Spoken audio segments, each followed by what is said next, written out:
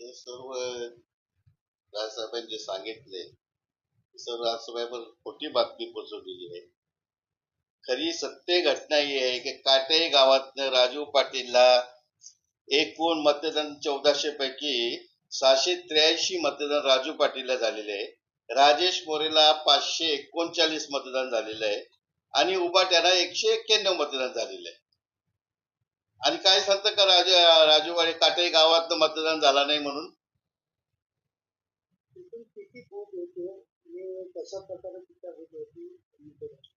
एकूण काटे गावात 3 बूथ होते.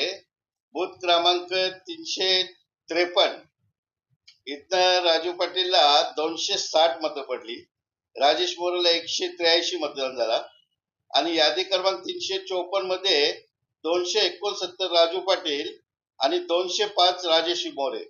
यादी क्रमांक 355 मध्ये 154 राजू पाटील आणि 151 राजेश मोरे. पडण्याचा कार्यक्रम लोकांना चेंजेस हवा असतो. सारखे ते लोकांची कामं केलेली आहे, लोकांना कोणी भेटले नाही, लोकांच्या मनाचा हे होता, चालूच होता पहिल्यापासून करण्या. आता यावेळेला आम्हाला बदल घडवायचा आहे. निव्वळ मनसेचीच त्याची लोक जास्त हे करत होते.